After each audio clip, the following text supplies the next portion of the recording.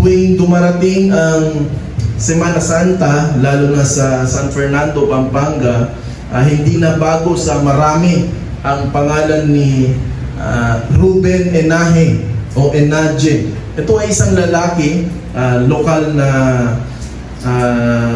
artist siya, painter daw, at isang karpintero din yata dyan sa San Fernando, na sa tuwing Semana Santa, siya ay voluntaryo na nagpapapako sa cross, literal, na nagpapapako siya. And halos kapag yun ay nangyayari, maraming mga tao din ang pumupunta, at ito nga ay parang naging parang turismo na rin. At marami talagang excited na witness ng mga ganong eksena. So, itong si Ruben Enaje ay parang naging sikat na rin, no? Sa San Fernando, Pampanga. Para sa kanya, ito ay isang panata lamang, okay? At para sa iba naman, ay ito daw ay reenactment lang, okay? Na dun sa ginawa ni Jesucristo, o isang pagsasadula sa paghihirap ni Kristo.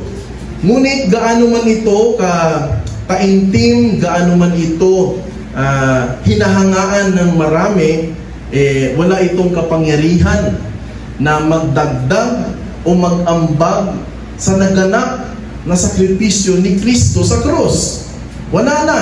Sapagkat, bakit po tayo ay naniniwala na ito ay tapos na? Yun ay ganap na. At yun ay natupad na. Malinaw yan sa sinabi po sa John chapter 19 verse 30. Nang matanggap ni Jesus ang suka, ay sinabi niya, ano daw? Natupad na. Natupad na. At itinungo ang kanyang ulo at siya ay namatay. It is finished. Natupad na. So, kung yung bagay na natupad na, bakit mo ulit-ulitin? Kung natupad na. At natupad nga ito, lalong-lalo na sa muling pagkabuhay ni Jesucristo. Ang ating pagninilay ngayon ay hindi tungkol sa mga tradisyong ginagaya ang krus, kundi sa tunay na layunin at tinupad sa krus. Ano yun? Ang soberanong plano ng Diyos na isinakatuparan sa kasaysayan upang iligtas ang kanyang bayan. Kung sa lumang tipan na lengguwahe ito, kanyang bayan, sa New Testament, kanyang iglesia, kanyang mga pinili. Pakibuksan po muli ang ating po mga Biblia sa Gawa chapter 2 verses 22 to 24 and Gawa chapter 4 verses 24 to 27. At sinabi nga dito, kayong mga Israelita, pakinggan ninyo ang mga salitang ito. Si Jesus na taga Nazaret, isang lalaking pinatunayan ng Diyos sa inyo sa pamamagitan ng mga gawang makapangyarihan, mga kababalaghan at mga tanda na ginawa ng Diyos sa pamamagitan niya sa gitna nyo, gaya ng nalalaman nyo. Siya na ibinigay sa takdang pasya at paunang kaalaman ng Diyos ay inyong ipinangako o ipinako sa krus at ipinatay at pinatay sa pamamagitan ng kamay ng mga makasalanan. Verse 24, ngunit siya ay muling binuhay ng Diyos pagkatapos palayain sa mga hirap na kamatayan, sapagkat hindi maaring siya ay mapigilan nito. And chapter 4 verses 24 to 27, nang ito'y kanilang marinig, sama-sama silang nagtaas ng kanilang tinig sa Diyos at nagsabi, O Panginoon, na gumawa ng langit, ng lupa, ng dagat at ng lahat ng naroroon. Ikaw na nagsabi sa pamamagitan ng Espiritu Santo, sa pamamagitan ng bibig ng aming amang si David, na iyong lingkod ay naggalit ang mga hentil at nagbabalak ang mga tao ng mga bagay na walang kabuluhan ang mga hari sa lupa ay naghanda upang lumaban. At ang mga pinuno ay nagtipon laban sa Panginoon at laban sa kanyang Kristo. Verse 27, sapagkat sa katotohanan sa lungsod na ito, sina Herodes at Poncio Pilato, kasama ng mga hentil at ng bayan ng Israel, ay nagsama-sama laban sa iyong banal na lingkod na si Jesus na iyong pinahiran. Ito ang kinasihang at walang pagkakamaling salita ng Diyos. Ang pagkamatay po ni Jesucristo sa krus, tandaan po natin, yun ay hindi isang trahedya o biglaang tugon ng Diyos, kundi isang plano na ginawa sa eternity. Isang matatag na layunin ng Diyos na itinalaga bago pa ang paglikha ng mundo at isinakatuparan sa kasaysayan para sa katubusan ng kanyang bayan. Kaya mga kapatid, sa ating pag-aaralan ngayong na araw, tatalakayin natin ang napakahalagang tema ng krus ni Kristo. Ang krus ay hindi lamang isang kasaysayang naganap. Ito ay isang walang hanggang plano ng Diyos bago pa nilikha ang mundo. At ang title po ng mensahe natin sa araw na ito ay The Cross, Planned in Eternity, Accomplished in History. Tagalog pa, ang krus, itinakda sa walang hanggan, subalit tinupad sa kasaysayan. At meron akong 3 puntos na nais kong ibahagi sa atin sa mensaheng ito. Una, ang plano ng Diyos sa walang hanggan. Pangalawa, ang pagsakatuparan sa kasaysayan. At pangatlo, ang kahulugan para sa iglesia. At talakayin natin ang unang aral, ang plano ng Diyos sa walang hanggan. Malinaw po ang naging pahayag sa Gawa or Acts chapter 4 verses 24 or verse 27 to 28. Sabi diyan, sapagkat sa katotohanan sa lungsod na ito, sina Herodes at Poncio Pilato kasama ng mga hentil at ng bayan ng Israel ay nagsama-sama silang lahat laban sa iyong banal na lingkod, referring to Jesus Christ, na iyong pinahiran. 28, upang gawin ang alin? Ang anumang itinakda ng iyong kamay at ng iyong pasya na mangyayari. So dito po malinaw na ang kaganapan na nangyayari patungkol sa aktwal na pagpapahirap at pagpapapako sa krus kay Jesus ay resulta lamang ng, ay hindi lamang plano ng tao, kundi plano mismo ng Diyos. So ang pagkakaroon nila ng eagerness, zealousness, desire na patayin si Jesucristo, yun ay totoo, sila mismo, aktwal na gusto nilang pumatay, pero yun ay isang bagay na itinakda na mangyayari. Dito, sino yung Diyos na sinasabing itinakda? Simple lang. Tayo ay naniniwala about the Trinity. Sino tong Diyos? The Triune God. Ang iisang Diyos na may 3 persona. At mahalaga na unawain natin itong pagtatakda using this Trinitarian lens. Dahil malinaw na ipinakita sa atin kung sino ang nagtakda nito. Kung sino ang nagpasimuno nito. And we as believers of a Trinitarian God, ganito ang pagkaunawa natin dito. Na bago pa nilikha ang mundo, ipinasiyana ng Diyos Ama, Anak, at Espiritu Santo ang kaganapan sa krus. Na ang anak ay darating upang iligtas ang kanyang mga hinirang, at kailangan natin unawain ito na hindi ito plan B. Hindi ito plano na para bang nag-arise na lang during the time of Jesus Christ. Hindi po. Because there was no plan B. Na para bang, oops, biglang nangyari ito Oops, hindi ko to nakita Oops, parang wala sa plano ko ito No. Walang bagay o pangyayari sa buhay. Walang bagay o pangyayari sa history. I'm talking about the redemptive history na nabulaga ang Diyos.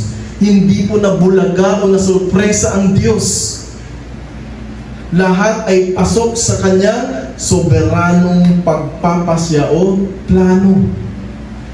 Sabi nga ni John Calvin, the death of Christ was not accidental, but decreed by God before the foundation of the world. It was not accidental. Ang kamatayan doon ni Kristo ay hindi aksidente, kundi isang bagay itinakda ng Diyos bago pa likhain ang sanlibutan. Bagay na malinaw din ito kay Jesucristo mismo. Ilang araw bago siya ipako sa cross, ano sabi niya sa Luke chapter 18 verses 31 to 33? Sinabi doon, isinama niya ang 12 at sinabi sa kanila, tignan ninyo, umaahon tayo tungo sa Jerusalem.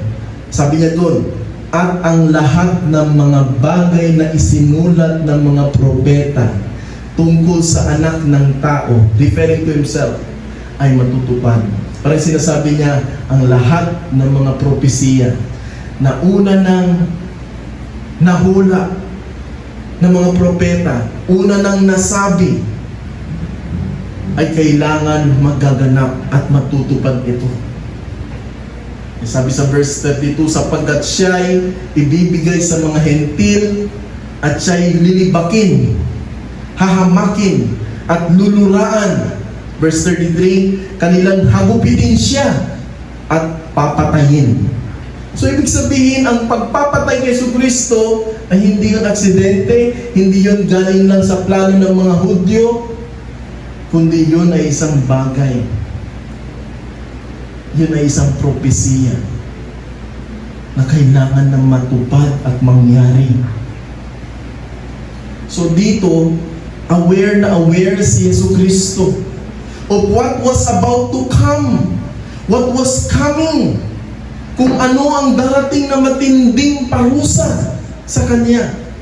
You can just imagine yung takot, yung panginginig sa pakiramdam na alam mong ikaw ay mamamatay na ikaw ay papatayin at nabibilang na lang ang mga araw mo. Pagkakalam ko, nangyayari lang ito sa mga kriminal na nahatulan for death row. Ganun yung pakiramdam nila. Nabilang na yung araw nila dahil mamamatay na sila. Ganito ang picture. That in the eternity past, the triune God ordained and permitted na ang anak sa Trinidad ang isasalang sa kamatayan. Now, ang mga atheist na hindi naniniwala sa Diyos would argue, napaka-illogical na ang Diyos ay isasalang sa kamatayan? Parang hindi ka panipaniwala. Paano natin sinasagot ito? Plano ito ng Diyos at hindi aksidente. Ang kamatayan ni Kristo ay bahagi ng walang hanggang plano ng Diyos para sa kaligtasan ng makasalanan. John 3:16. Ang kamatayan ni Kristo ay hindi laban sa lohika. Ito ang lohika ng pag-ibig at katarungan na mas mataas kaysa sa pagtingin ng tao sa kapangyarihan. Kaya pag-ibig ang dahilan, hindi kahinaan. Kusang loob na isinugo ng Diyos ang kanyang anak upang iligtas tayo. Hindi ito pagkatalo na sinasabi ng ilan, Diyos tapos namatay. That's how they look at it, they interpret it. Pero sa ating mga Kristiyano, hindi ito pagkatalo. Ang kanyang kamatayan ay hindi pagkatalo. Lalong-lalo na siya ay nabuhay muli. So yun ay katagumpayan sa pamamagitan ng kanyang sakripisyo. Kaya ang pagiging makapangyarihan ng Diyos ay hindi nangangahulugang hindi siya maaaring pumili ng tila kabaliktaran ng inaasahan ng tao. Lalo na kung ito'y may mas mataas na layunin. Sa lohika, ang isang sakripisyo ay hindi kawalan ng kapangyarihan, kundi maaaring siyang pinakamataas na anyo nito at ang kusang loob na pagbibigay para sa iba. So kung ang Diyos ay tunay na makapangyarihan at makatarungan, posible pa rin na pinili niyang dumaan sa kamatayan. Hindi dahil wala siyang magagawa o walang ibang means, kundi dahil iyon ang pinakamahusay na daan upang maipakita ang kanyang katarungan at pag-ibig. So sinasabi ng iba, Diyos tapos namatay? Si Jesucristo ay isang Diyos tapos namatay? May Diyos ba na mamatay? Sa atin hindi siya illogical. Bakit? Kapag sinabi kong iniibig kita at hanggang sa salita lang ito at walang demonstration of love, yun ay illogical. At worst, yun ay kasinungalingan. Tama ba? Pag sinabi kong mahal kita, pero wala kang nakikita sa akin demonstration, action, out of what I've said na love kita, pwede mong sabihan ako na sinungaling ka. So, need mo patunayan ang sinasabi mong pag-ibig. Kailangan mong ipakita. Tama ba? Para maging logical. So in the same way, kapag sinabi ng Diyos, ito Diyos na mahal niya tayo, at may prueba siya sa sinasabing iniibig niya tayo. Ano yung proof niya? Ano yung evidences niya? Paano niya pinatunayan ito? Na love niya tayo? Ano po? Ibinigay niya ang kanyang bugtong na anak na si Jesucristo para mamatay sa krus para sa kaligtasan natin. So hindi siya illogical. Yun ay fact. Yun ay katotohanan. Makatotohanan ang pagka-Diyos niya at sinasabi niya. Meaning, may higher reason. May makatwirang batayan. Bakit kailangan mamatay si Jesucristo? That is, His death on the cross is necessary to make the salvation possible. Ang kamatayan sa krus ay isang kinakailangang hakbang upang maging posible ang kaligtasan. Maliban dyan, this is prophetic. From the very own words of prophet Isaiah. Ano sabi ni Isaiah 53:10? Yet it is the will of the Lord to crush him. To crush him. He has put him to grief. Ang kanyang paghihirap ay kalooban ko, sabi ng Diyos. Ang kanyang kamatayan ay handog para sa kapatawaran ng kasalanan. See? Sa theology, that cross that was planned in eternity, ito yung tinatawag na decretive will of God. Ayon kay John Calvin, nothing happens but what is knowingly and willingly decreed by Him. Ibig sabihin, ang lahat, including the death of Christ, ay bahagi ng kanyang maalam, banal at makapangyarihang plano. Sabi nga ni Louis Berkhoff sa kanyang book, Systematic Theology, the plan of redemption is an eternal plan, included in the one all-comprehensive purpose of God. Ano ang central truth dito para sa ating mga Kristiyano? confidence in God's sovereignty. Confidence. Magkaroon tayo ng kumpiyansa sa pagkasoberano ng Diyos. Kasi kung ang krus mismo ang pinakamasakit at pinakamadilim na sandali sa kasaysayan, ay bahagi pala ng plano ng Diyos. Mga kapatid, maaari din tayong magtiwala na ang lahat ng bagay sa ating buhay na nangyayari sa ating buhay ay ibig sabihin, pasok pa rin sa plano ng Diyos. Nasa control din ng Diyos. Gaano man kadilim ang pinagdadaanan natin, gaano man kasaklap ang pinagdadaanan natin, nariyan ang Diyos. Nakikita ng Diyos. Even suffering has a divine purpose under a sovereign God. So, may pag-asa tayong nakikita, mga kapatid. At may malinaw tayong patotoo ayon sa account ng Biblia.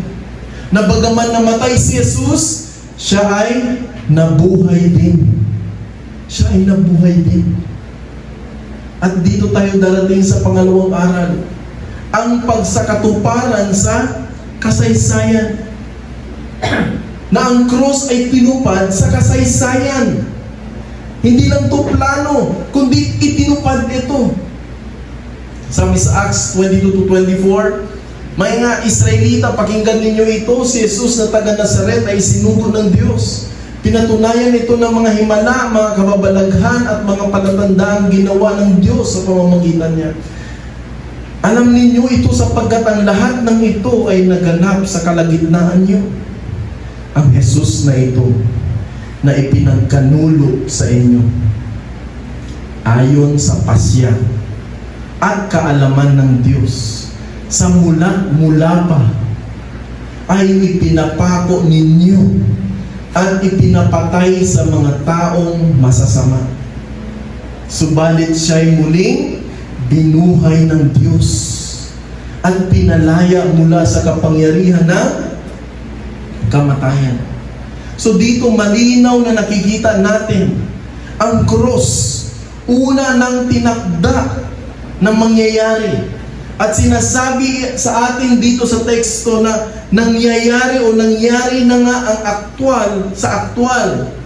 At ipinagtibay ni Apostol Pedro na ito nga ay ayon sa pasya ng Diyos. Sa mulat-mula pa. So dito naging malinaw ang divine sovereign plan ng Diyos sa redemption natin. At naging possible ito. Hindi lang sa kamatayan niya, kundi sa muling pagkabuhay niya. Sa muling pagkabuhay niya. Malulungkot ka kung si Jesucristo ay hindi nabuhay muli. Wala kang pag-asa doon. Kundi hindi lang siya namatay, kundi siya ay nabuhay din. Kaya nga, we are celebrating once a week. Ito ang victory ni Christ sa cross in His resurrection for these plain reasons. Ano yung plain reasons? Hindi natalo si Kristo. Tandaan natin, hindi natalo si Kristo, kundi nagtagumpay siya sa krus. Nabuhay siyang muli. Bakit? Dahil ang krus ay hindi kahihiyan, kundi korona ng tagumpay. Kung saan tinapos ni Kristo ang kapangyarihan ng kasalanan at kamatayan. Tinapos niya dun. Kaya malinaw yan sa Colossians chapter 2 verse 15. Ano sabi doon? Inalisan niya ng sandata ang mga pinuno at ang mga may kapangyarihan at sila'y ginawa niyang hayag sa madla na nagtatagumpay sa kanila sa pamamagitan nito.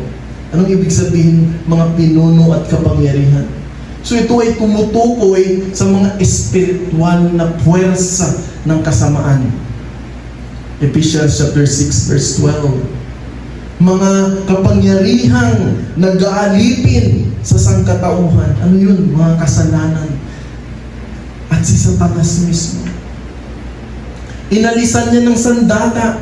Tinanggal ni Kristo ang kanilang bisa, ang kanyang kapangyarihan, at kanilang mga pagbabanta.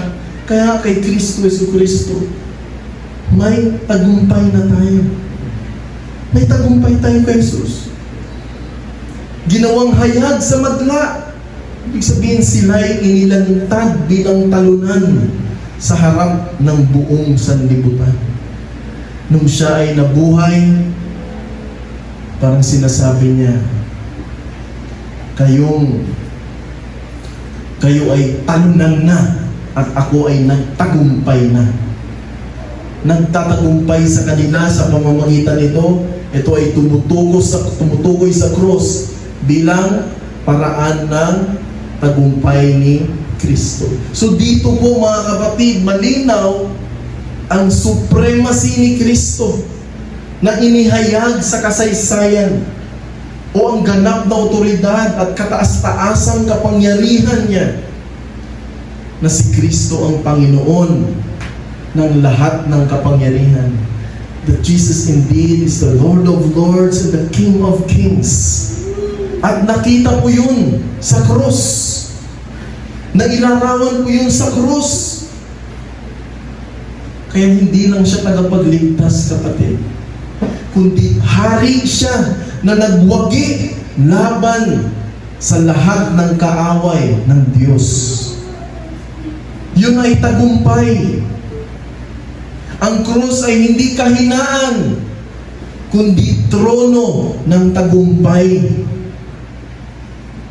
Ano pa? Walang kapangyarihan ang kasalanan at si Satanas laban sa mga nakay Kristo na. Wala na silang kapangyarihan.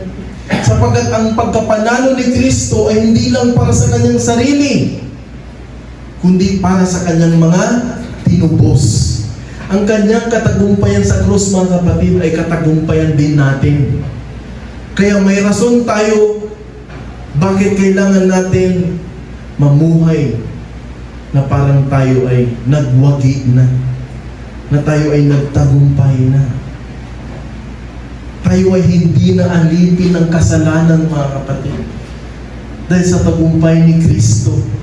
Di ba dapat yun yung motivation natin na pupunta tayo sa iglesia because of this victory we have in Christ Jesus?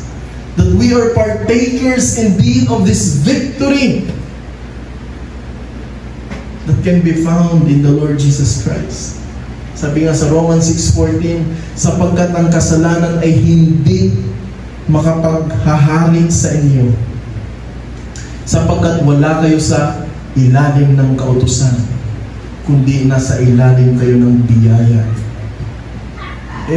From a reformed perspective, yes, gumamit ang Diyos ng makasalanang tao upang ganapin ang banal niyang plano. At sa Acts 2, malinaw yan, na ang tao ang gumawa ng kasalanan. Ngunit Diyos ang may hawak ng plano.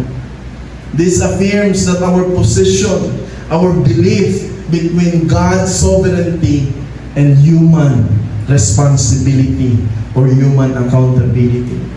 Na tunay nga ang kasalanan ng tao, ngunit mas tunay ang tagumpay ng plano ng Diyos. And this confirms the sovereignty of God in history. That God governs all of His history. God governs all of history, even human sin, to fulfill His redemptive purpose. At ito ay nagbibigay sa atin ng kasiguraduhan.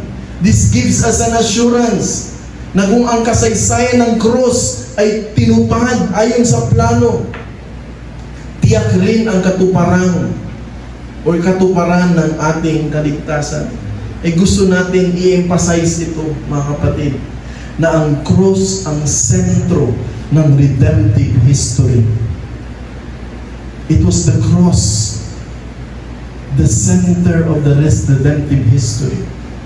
The crucifixion is the turning point of redemptive history. All the Old Testament types and shadows, sacrifices, Passover, temple, all point to the cross. Lahat ay tumutukoy sa cross. Because the cross is where prophecy becomes fulfillment and shadow becomes substance. Sa krus, tinupad ng Diyos ang kanyang mga pangako. Ang mga anino ng lumang tipan ay naging tunay na katuparan. Ang dating paalala ay naging totoong pagliligtas. Ngayon, punta tayo sa pangatlong aral natin, ang kahulugan para sa iglesia. Ano naman ngayon ang kahulugan nito para sa atin? Ano naman yung implikasyon nito para sa atin? Ang cross, mga kapatid, ay tagumpay ng Diyos sa tunay na kasaysayan. Tinupad niya ito sa kasaysayan. Ang ginawa ni Kristo sa cross ay hindi alegorya. Hindi ito allegory. Ito ay tunay na nangyari sa isang partikular na oras, partikular na lugar, at partikular na konteksto. Totoo ang ebanghelyo dahil totoo ang kasaysayan ng cross. Ipinapakita nito na ang pananampalataya natin ay may matibay na batayan, hindi damdamin lamang.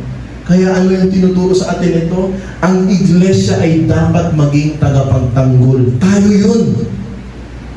Dapat daw tayo maging tagapagtanggol at tagapagdala ng isang totoong ebanghelyo sa kasaysayan at sa pananampalataya. Ang cross ang ugnayan ng walang hanggan at panahon. Yan ang nag-uugnay, ang cross. Bakit sa cross nagtagpo ang eternal plan ng Diyos at ang makasaysayang realidad ng sangkatauhan? Dito nahayag ang katarungan ng Diyos, mga kapatid, at ang kanyang biyaya. Isang kaganapang nakakaapekto sa lahat ng henerasyon ng iglesia. Kaya, ano yung aplikasyon nito? Ang iglesia ngayon ay naglalakad sa gitna ng kasaysayan. Dala-dala ang mensaheng nagmumula sa walang hanggan. Tayo yun. Yung dala-dala nating mensahe, ebanghelyo, pag lumabas tayo, tanda natin yung mensahe na yan ay galing yan sa Diyos. Galing yan sa walang hanggan. At hindi yan gawa-gawa lamang ng tao. Itong Biblia, hindi gawa-gawa lamang yan. Ang mensahe ng cross ay dapat iproklama ng iglesia sa mundo.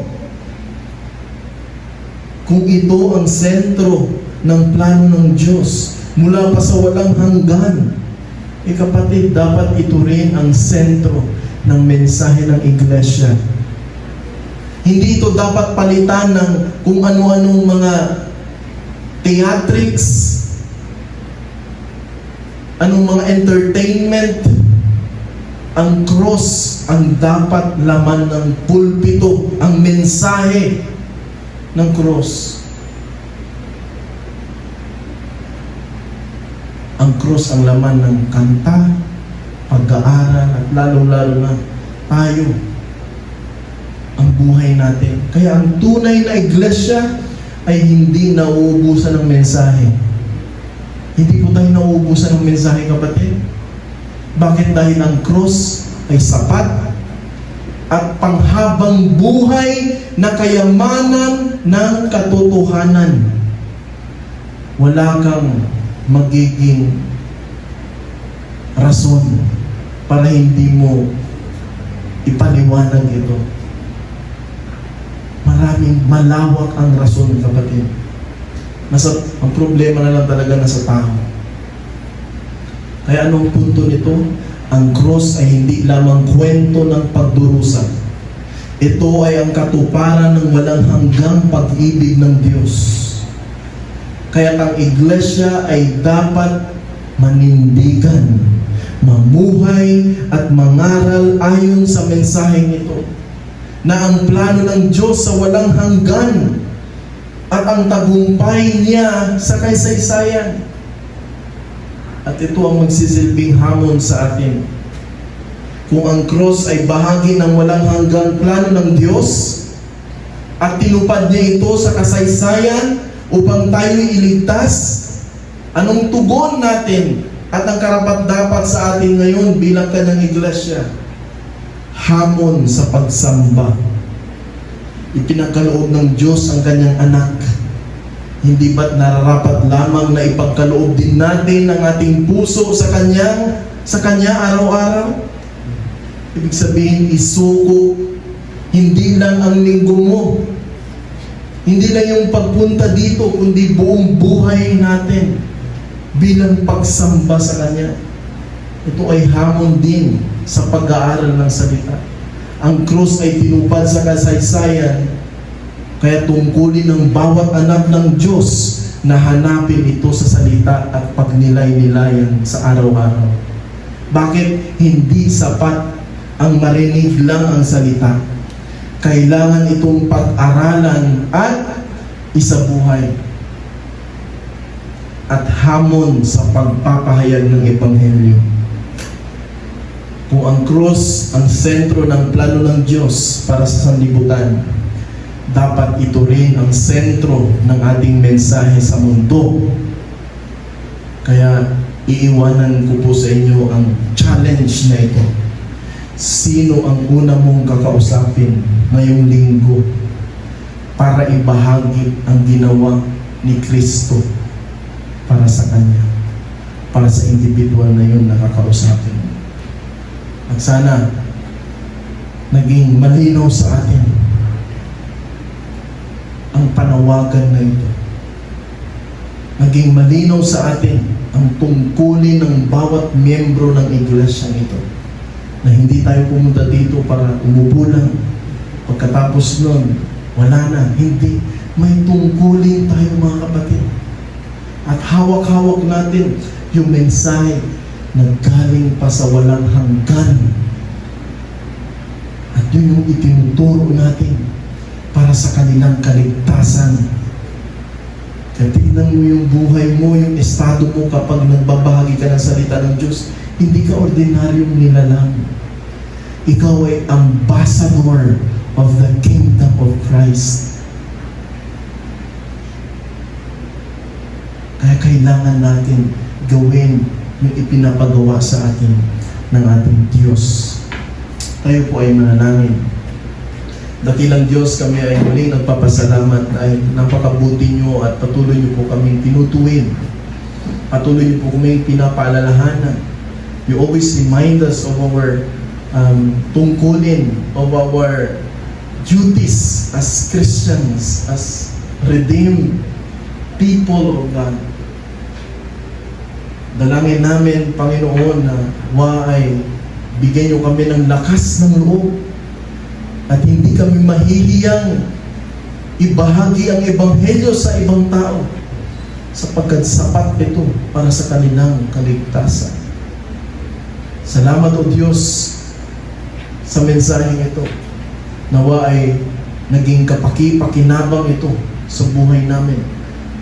At ito ay tunay na tumanim ng malalim sa amin. At magbunga ito tunay ng kabanalan at pagtugon namin sa panawagan na ipanaganap namin ang mensahe ng Ebanghelyo. Salamat, O Diyos. Ito po sa butalangin sa tayong pangalan ng Panginoon Hesus, sa ang buong tagapagligtas lamang. Amen at Amen.